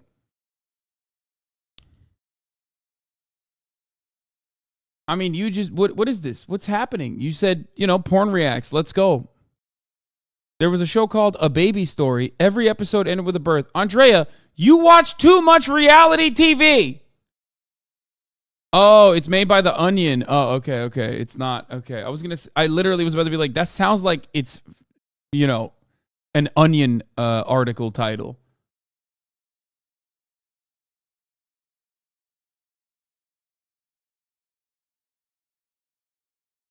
Sumo Slam game, where you really took out Dr. Pat. I mean, you laid her out. Yeah, this was scary. And I know you felt bad about that, too. I didn't want anyone to get physically hurt, but I wanted to jack every single person up as much as I could because I wanted to get a lot of that out. And I knew that at some point during my stay at the Lap of Luxury, there would be some sort of athletic competition. Right. Because that's what I was banking on the whole time. Like, you knocked Dr. Pat on her ass. Was any of that related to the fact that maybe you believed a little bit that she actually did sleep with Hutch? Were you pissed off at her a little bit for maybe actually having slept with that scumbag? I'm curious personally. Was it a payback? Was there any payback involved in there at all? No. She just happened to get in the way? You know what? My thinking was like, I looked over and saw Brian and saw her, and I thought, I'm going to knock her down and beeline for Brian. He had the common sense to run. It went that. Yeah, he was scared. Yeah, he was. Yeah, and from what I've heard, Dr. Pat was level with the ground. She was, yeah. She caught air. That's hilarious. She caught some air. You know what? She deserves it. Why does she deserve it? For being on the show. I got you. Faking me, Someone's got to take one for the team. We'll be right back with more Matt Kennedy Gould when the Joe Schmo Show continues. Welcome back to the aftermath of the Joe Schmo Show. I'm Ralph Garman, and I'm sitting... No, I have not seen the new abortion after birth law proposed, okay? And I will not be looking at it because this is a fucking Saturday, okay? Here with Matt Kennedy Gould. Matt... Also, the Sex House is age restricted. Unfortunately, you were living in the one place on the planet Earth where your chance of scoring was about zero. But that did not stop you from trying to get frisky. Ooh! Oh, this is the juicy parts. A lot, but I'm going through a period right now where, like, I'm a little bit frisky. So that's why a lot of my thoughts are getting geared towards that. Of anyone here, I'd like to get to know Ashley, at least in terms of females. In our short time together, sometimes you look at me with such soft eyes. What is this, Chains of Love? Willed a little inside, so thanks. I did not think that they would show this. I did not think. I had a little bit of a I did not think that they would show Matt being horny. You know what I mean? Matt Kennedy Gould update from the Gazette Review. We'll physical watch that. connection. Like, she was kind of making a little bit of eyes at me. I know I'm a nice looking guy, but I also know, like, she probably thinks she can, you know, hook me a little bit and then, you know, toy me around. So I'm gonna try to let her use me. This is my goal. We gotta get going. Gina, she's quite sexy too. We get rid of the rest of the people. That's it. That's it. Yeah, remember? Who could forget the first episode where Matt basically single-handedly ended racism by saying, you know, I have no issues hooking up with an African-American woman. Oh. Which was awesome when he said that. That was crazy. I don't mind it. I don't mind it. Other guys, I don't know, but me, I'll fucking do it. Maybe we hook up a little bit. No, no, but First things first. Yeah, Let's see what yeah. happens. you know, if Dr. Pat wanted to, He said other races. Yeah. Oh, my bad. Sorry. When talking about Gina, he said other races. So it's all encompassing. He didn't just end anti-black racism. He ended racism for white guys across the board. you know, hook up and have fun, like, I'm all for that, okay? I sleep late. Okay. So, like, if I do anything Okay. I trust you. we'll get the dolls out, we'll do whatever. We want to include them in, that's fine. Wait, I don't remember that. Parents, maybe you don't know, but she is built nice. Built like a Playboy bunny. I know you like mom. I don't know the She full did details. something to me. She's just so nice, and she's hot. She looks super hot, like a tight little t-shirt and like matching shorts. Come on. I just loved Molly, so I loved being around her, and I loved rubbing honey on her. Molly's been throwing herself at Ralph, and Ralph has been very accepting of that. It made me sick. That was awesome. That was a little revealing. Yeah, a little bit. You must have hated me when I was having my little thing with Molly then, if you liked her that much. Okay, I'm gonna... You want to come clean about that I'm a gonna little go bit? and say that, you know, you can, like, think a girl's hot and want to hook up with her and, like, want to have fun and be cool and not really be that invested in her at the same time. So, like... Oh, yeah, it's just a fling, dude. I was just horny, dog. Whatever, you know what I'm saying? It's like, no, it's whatever, dog. Whatever. Nah, it's not. Though I thought it was very unprofessional of you. Yeah, I was. And very odd of her to do that, being that she was such a... Oh, my God, he's sweating.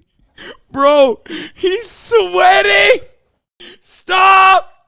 Why is he sweating, bro? This is the first time he's glazed up, dude. Look at him. Holy shit. Bible banging girl. I did not hate you. I'm not hating the player. You know, appreciate that. it's all for the team, Ralph. All That's right. the way I looked at it. All right. Listen, I know those lights are hot, but you know this has been going on for fucking an hour and almost an hour at this point. He's sweating for the first time now. Ralph can. All right. Well, let's settle it once and for all then. Dr. Pat, Ashley, Molly, Gina. You've probably never done anything on camera before, but sometimes the lights and makeup can cause you to sweat. Or Tawny Roberts. Which one had the best shot at becoming Mrs. Matt Kennedy Gould? Going to the altar. Absolutely. Why does he not have sweat here then? Really? Without a doubt. And that's What why happened? You kicked her ass. Now, here's the thing, though. I digress. The first few days at the Lap of Luxury, Ashley was real cool to me, right?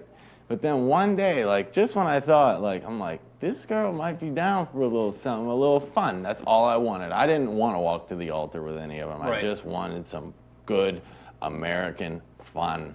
That's it. Right. Okay? But then one day, Ashley told me I was like her brother. Yeah. I threw that out the window.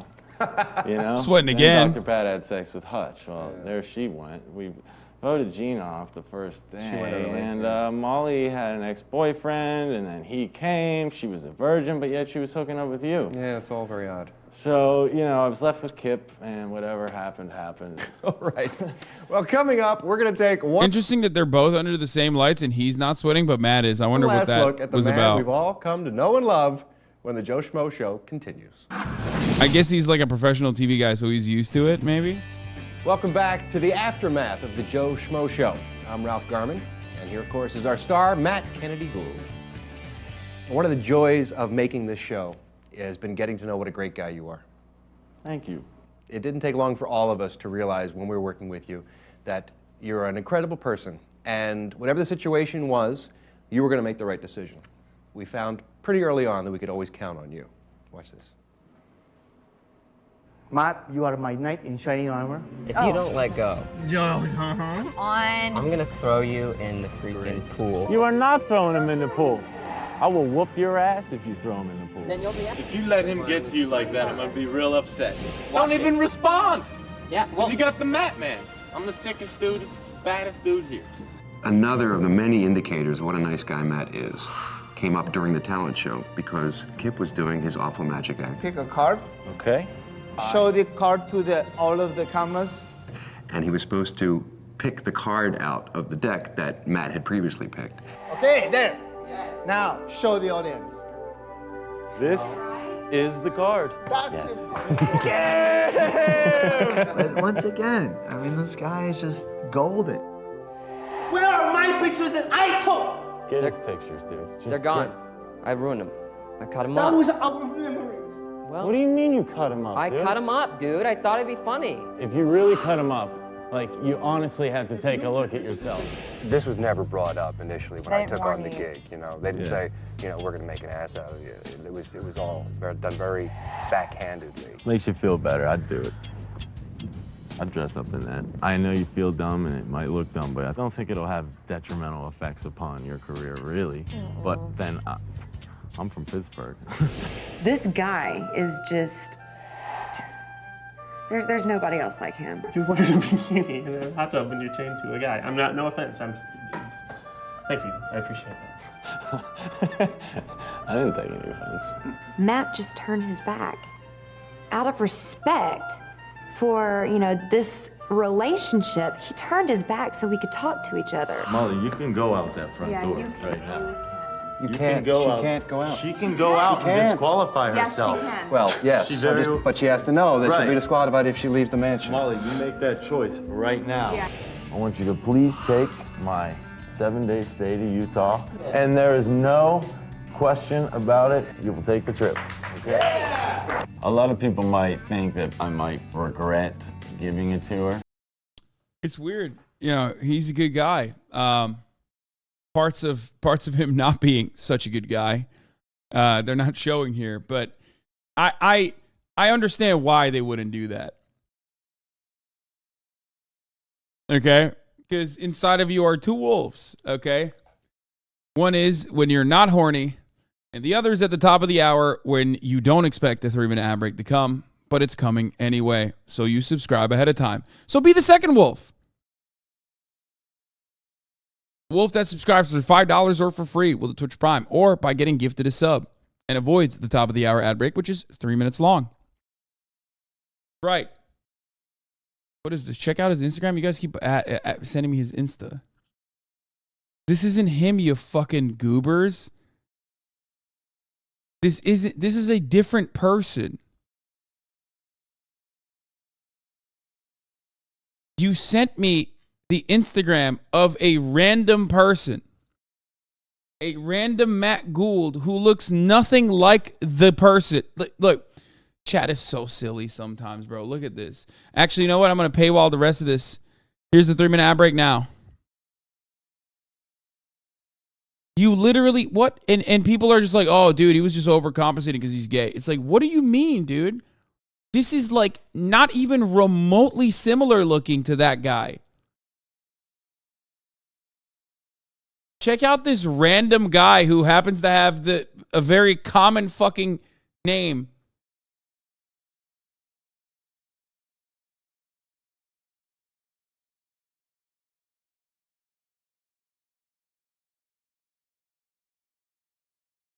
And I just want to say, not at all.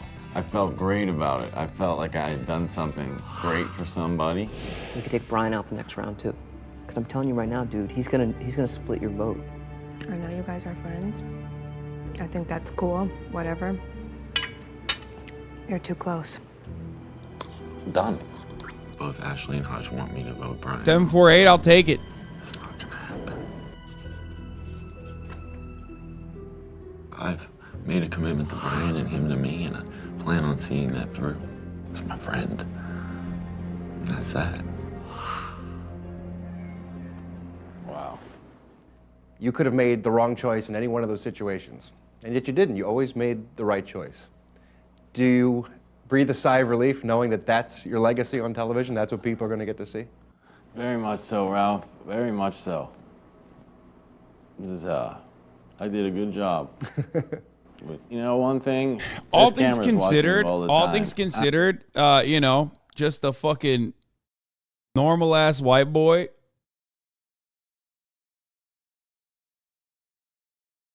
All things considered, I think he is like a very, I mean, he came across very good.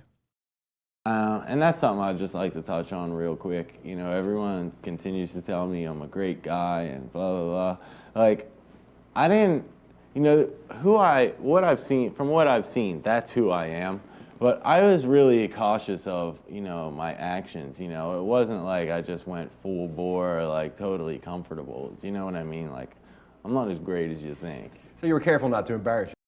Look at him. He's even admitting, like, I'm actually worse than that, but I was, like, trying to show my best, you know, trying to show my best self because I was on camera. Like, that's a nice person. I was careful. I mean, no, I don't care about embarrassing myself. That doesn't bother me. But if you meant in terms of, like, going back on my word, like, that's not even an option. Right. You know what I mean? Have you stopped at all to think about how different your life would be if you hadn't been playing basketball on that particular day? Well, I'm going to do it right now, and unbelievably different. You know, for a long time, I didn't believe in my interviews, like when people would say, you know, your life might change, and blah, never believed it. Now I kind of believe it might. Mm-hmm. Thank God I love hoops, and thank God my buddy asked me to be on that squad. If you had to do this all over again, would you make the same choice? Would you do it? With 150% yes. We laughed, we cried, we beatboxed. He's just a big, for no reason, Yinzer with a heart of gold. Yep. I hope you enjoyed this crazy ride as much as we have. Wow. Matt, best of luck in everything you do, man. So there's a Joe Schmo season 2. Okay, there is a Joe Schmo season 2, but from what I understand, it's not as good. So my suggestion was maybe we'll fucking look at season 2, episode 1, and if it's good, maybe we'll continue on from there. If it's not, we move on from it.